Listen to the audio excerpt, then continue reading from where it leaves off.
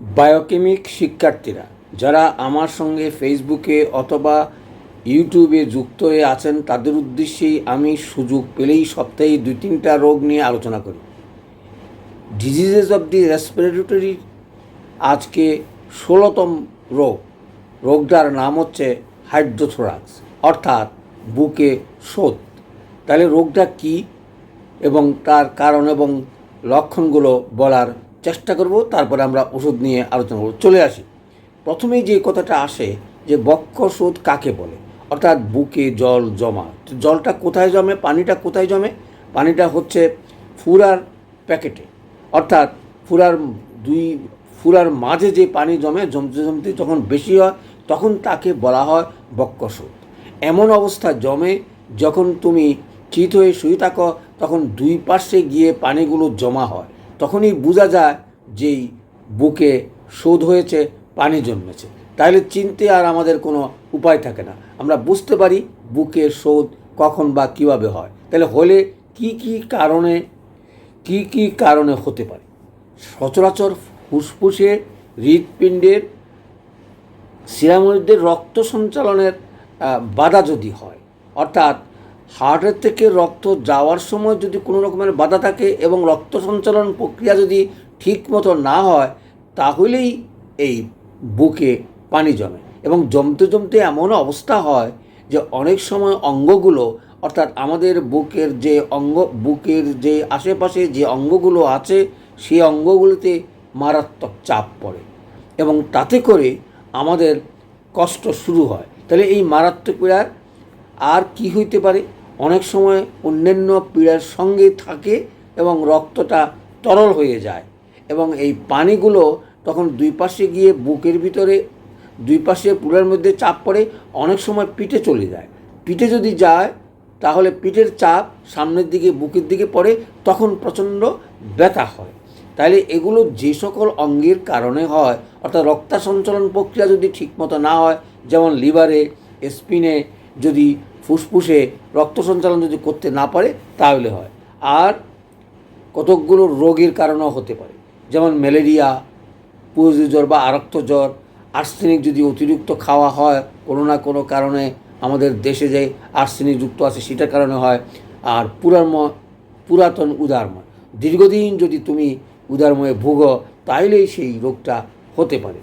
তারপরে মলমূত্র, ঘামাদি শরীর হতে যদি ঠিকমতো পরিষ্কার না হয়, বাইর না হয়, তাহলেও এই কারণেও এই ফুসফুস হাইড্রোথোরাক্স অথবা বক্ষশোথ আমরা রোগটা সৃষ্টি হতে পারে। শিরার মধ্যে রক্ত সঞ্চালনকে অবরোধ, যেটা আমি বারবারে বলতেছি, অর্থাৎ হার্টের রক্ত সঞ্চালন প্রক্রিয়ার বাধা হলেই সেটা ট্রাবলসটা সৃষ্টি হয়। আর সম্ভবত মাইট্রাল ভাল্বের গোলযোগে এবং হৃৎপিণ্ডের ডান পাশে যদি বেড়ে যায়, হৃৎপিণ্ডে যদি একটু স্ফীত হয়, অর্থাৎ এনলার্জমেন্ট হয়, তাহলেই শিরার রক্ত চলাচল অবরুদ্ধ হয়। সেই অবরুদ্ধর কারণে এই হাইড্রোথোরাক্স হয়ে থাকে। চলে আসি, তাহলে বুঝতে পারলাম এটার কারণগুলো, এই সকল কারণ হয়ে থাকে, কিন্তু লক্ষণটা কী, কীভাবে আমরা বুঝব? সচরাচর প্লুরার স্যাকের মধ্যে এটা পানি জমে, তাহলেই এই ট্রাবলসটা সৃষ্টি হয়। দুই পাশে জমে এবং কোনো সময় এক পাশে বেশি জমে, কোনো সময় এক পাশে বেশি জমে, দোনোদিকেও জমতে পারে অথবা এক পাশেও জমতে পারে। তাইলে আমরা বুঝতে পারলাম এই যে সিরাম, অর্থাৎ প্লুরার মাঝে স্যাকের মধ্যে যদি পানি জমে, সেটা অনেক সময় রং হয় হলদে অথবা একদম পরিষ্কার, আর কোনো সময় অনেক সময় লাল বর্ণ ধারণ করে যদি সেটার সঙ্গে রক্ত মিশ্রিত থাকে। এছাড়াও ফ্লুরার মধ্যে যেই পানিটা জমে অথবা যে স্যাকটা জমে, সেটা যদি ফাইব্রোমিন অথবা অ্যালবুমিন থাকে, তাহলেও এই ট্রাবলস হতে পারে। অনেক সময় রক্ত অথবা পরিষ্কার দেখা যায় না, অ্যালবুমিন থাকতে পারে, হাইড্রোফ্লোবিনও থাকতে পারে, তাহলে এই সকল কারণেই আমাদের এই সকল লক্ষণ থাকলে আমরা বুঝতে পারবো এটা হাইড্রোথোরাক্স। তারপরে অধিক হলে পিঠে চাপ দিয়ে, যেটা আমি বলছিলাম, এবং সেই স্ফীত হয়ে অনেক সময় বুকে চাপ পড়ে এবং সামনের দিকে তখন প্রচণ্ড ব্যথা করে। সামান্য পরিশ্রমর হৃৎপিণ্ড ভার বোধ হয়, শ্বাসকষ্ট হয় এবং শুইলেই শ্বাসকষ্ট বেশি হয়, বসলেই অনেকটা কম থাকে। চিত হয়ে শুলে বৃদ্ধি পার্শ্ববৃত্তি পারে না, অর্থাৎ যখন আমরা চিত হয়ে শুই তখন দুই পাশে পানিগুলো গিয়ে জমে, তখন আর বাম পাশ বা ডান পাশ হওয়াটা অনেক সময় কঠিন হয়ে পড়ে। এই সঞ্চিত সিরাম হৃৎপিণ্ডের চাপ দিয়ে অনেক সময় মৃত্যু ঘটতে পারে। অর্থাৎ এত পানি যদি জমে এবং সেই জমার কারণে যদি হৃৎপিণ্ডে চাপ পড়ে তাহলেই অনেক সময় রোগী মারাও যেতে পারে। সুতরাং রোগটা প্রথম থেকেই আমাদের বোঝা উচিত এবং চিকিৎসা সেবা দেওয়া উচিত। আর আমরা তো বায়োকেমিক দিয়ে সেবা দেওয়ার চেষ্টা করি। তাহলে চলে আসি, প্রথম অবস্থায় সচরাচর শ্বাসকষ্ট কম থাকে, পরে সেটা আর হয় না বাবা, বোঝা যায় না। প্রথম শ্বাসকষ্ট হয়, পরে অভ্যাসে পরিণত হয়ে যায়, তখন আর শ্বাসকষ্ট যে তার আছে সেটা সেই বুঝতেই পারে না। তাহলে কীভাবে আমরা রোগ নির্ণয় করতে পারি? আমরা রোগী দেখলেও অনেক সময় বুঝতে পারি। অর্থাৎ স্টেথোস্কোপ যদি লাংসটা দেখি তাহলে ডাল শব্দ পাবো যেখানে পানি জমে। পানি জমলে পানির কারণে আর লাংসের শব্দ শোনা যায় না। যেসব এলাকায় আমরা শব্দ শুনবো না সেসব এলাকায় বোঝা যাবে পানি জমে আছে। লাংসটা স্টেথোস্কোপ দিয়ে যদি টেস্ট করা হয় তাহলে আমরা অনায়াসেই এই রোগটা বুঝতে পারি। সচরাচর গায়ের রং ফ্যাকাশে হয়ে যায় এবং রক্তশূন্যতা হয়ে যায়, অর্থাৎ শরীরের রক্ত অনেকটা হিমোগ্লোবিন কমে যায় এবং রক্ত কমে যায় এবং তরল হয়ে যায়, যেটা আমরা বলি সচরাচর। তাহলে চলে আসি, এই রোগের ওষুধটা কি? অ্যালোপ্যাথি বায়োকেমিকে যেই সকল ওষুধ 12টা কথা বলা আছে তার ভিতরে হয়তো অনেক সময় 3-4টা বা আমরা পর্যায়ক্রমে ওষুধ ব্যবহার করতে পারি। যেই ওষুধগুলো আসে আমি প্রথমেই বলছি সেটা হচ্ছে ক্যালিফস, অর্থাৎ শ্বাসকষ্টের সঙ্গে যদি তার অন্য কিছু থাকে তাহলে আমরা সেটা দিতে পারি। তার সঙ্গে নেট্রামিউর, ক্যালিমিউর এবং ক্যালকেরিয়াফোর আমরা একসঙ্গেও প্রয়োগ করতে পারি, আলাদাভাবে প্রয়োগ করতে পারি।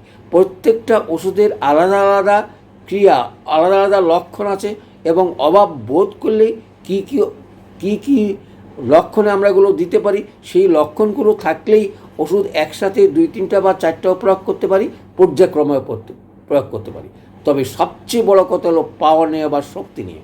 আমি বলবো 6x উপরে আমরা ব্যবহার করা উচিত নয়। সময় মতন আমরা 6x দিনে 3-4 পদ, 2টা করে 4 দুগুণে 8টা দিনে মিনিমাম 4-5 বার ব্যবহার করা উচিত, যদি রোগ তুমি বুঝতেই পারো। আর যদি 3-4 দিনের মধ্যে যদি কাজ ভালো না হয় তাহলে তুমি ডাক্তারের পরামর্শ নিতে পারো। তাহলে কী ওষুধ আসতে পারে?